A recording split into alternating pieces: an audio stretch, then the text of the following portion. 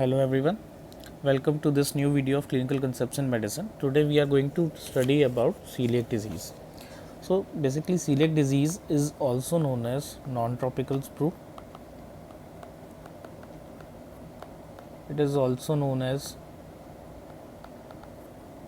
celiac sprue,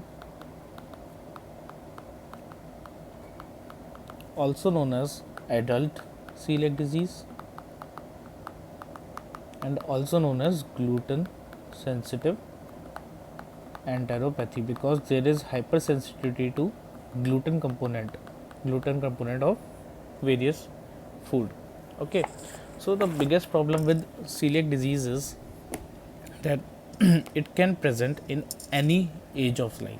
That is, it can present from first year of life to 8th decade. The onset can be first year of life to the 8th decade. So patient can present to you at any age group. What is the hallmark feature of celiac disease? Hallmark feature is small intestinal biopsy changes. Small intestine biopsy changes which revert with gluten-free diet. Okay, this is the hallmark feature of celiac disease. So if we take a look at the clinical features of the celiac disease,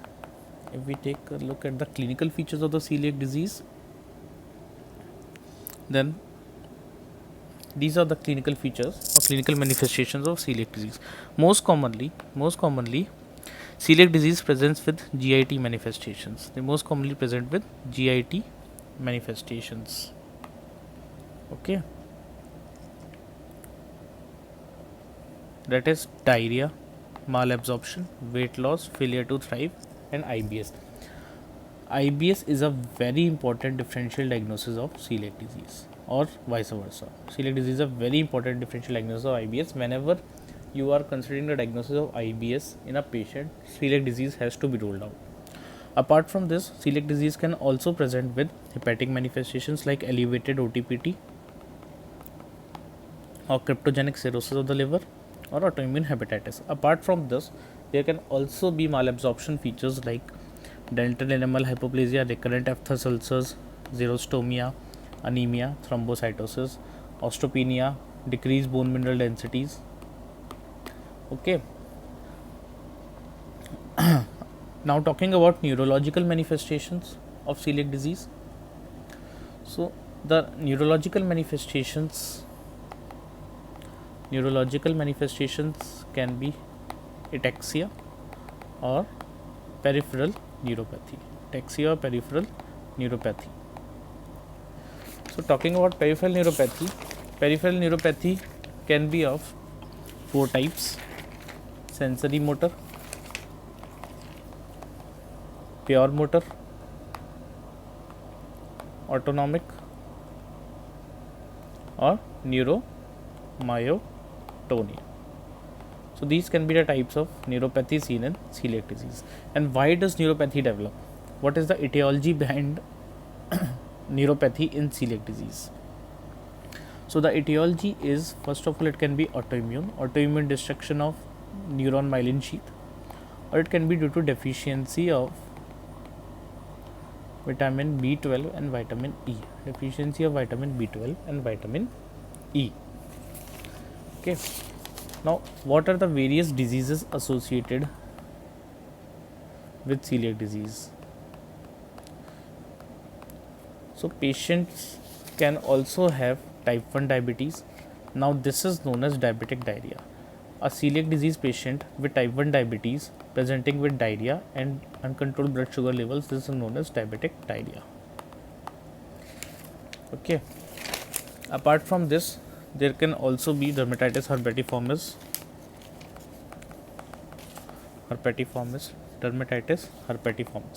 Now the important point to remember here is all patients of DH, that is dermatitis herpetiformis, have celiac disease. 100% patients have celiac disease. However, not 100% patients of celiac disease develop dermatitis herpetiformis. No. Okay. All dermatitis herpetiformis patients have celiac disease, but not all 100% celiac disease patients develop dermatitis herpetiformis. Apart from this, it can also be associated with Down syndrome, Turner syndrome, IgA deficiency. Okay, can also be associated with IgA deficiency. Now, what is the etiology of celiac disease? Coming to the etiology of celiac disease, etiology can be environmental, it can be immunological, it can be genetic. So, in environmental, there is hypersensitivity to gliadin component of gluten, which is present in bro, barley, rye, oat, and wheat. Okay, and apart from this, there can be presence of three type of antibodies in celiac disease: IgA anti-gliadin, anti-endomysial, and anti-TTG. Now, the important points to remember here are: anti-TTG is the most sensitive antibody is anti-TTG, but most specific antibody is anti-endomysial. This is the most specific antibody for celiac disease. Okay, so now how to diagnose celiac disease? So, to diagnose celiac disease, so this is a chart which has been taken from API Medicine Update 2021. So, whenever you suspect a celiac disease in a patient, get serum IgA anti-TTG levels. If they are positive, go for duodenal biopsy, and if biopsy shows intestinal changes, yes, diagnosis is confirmed, it is celiac disease. If biopsy does not show any change, then repeat IgA anti-TTG, and if it is positive, consider potential celiac disease, that is, patient might be in early stage of celiac disease, that intestinal changes have not developed, early celiac disease. Okay, and start patient on treatment. Now, this was the scenario when your anti-TTG was positive. If your anti-TTG is negative, IgA anti-TTG is negative, and the suspicion of celiac disease is high, get serum IgA levels. Why this is important? Because celiac disease is commonly associated with IgA deficiency. So, if patient is having IgA deficiency, then IgA antibodies might be negative despite patient being suffering from celiac disease. So, get serum IgA levels. If serum IgA levels are low, then get IgG anti-TTG. Go for IgG anti-TTG levels, and if they are positive, then go for duodenal biopsy and follow the same protocol. If IgG is negative, then patient does not have celiac disease. Consider alternate diagnosis like irritable bowel syndrome.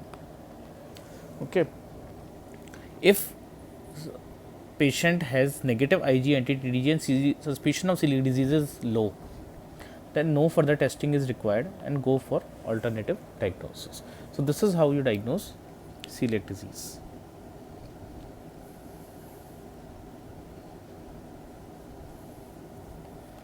So, coming on to the treatment,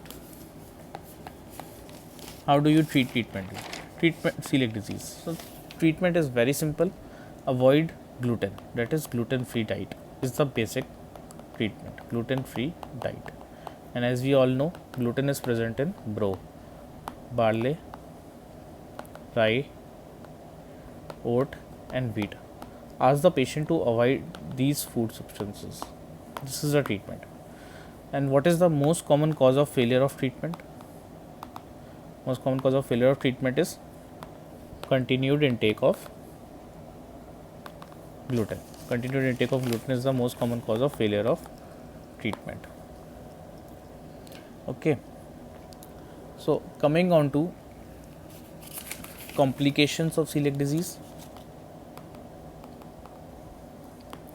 Celiac disease can lead to intestinal lymphoma, persistent irritation and collection of lymphocytes within the small intestine can lead to intestinal lymphoma.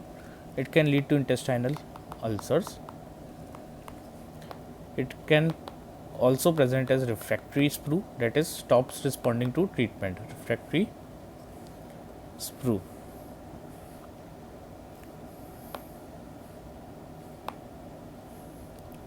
Refractory sprue. And it can also present as collagenous sprue. Now, what is collagenous sprue? There is a formation of layer of collagen beneath the basement membrane. Okay, this is the luminal side of the intestine. This is the basal side. So there is a formation of a collagenous layer which prevents absorption of all the substances, leading to further worsening of malabsorption. Collagenous sprue. Okay. Now let's understand few terms related to celiac disease. What is atypical celiac sprue or celiac disease?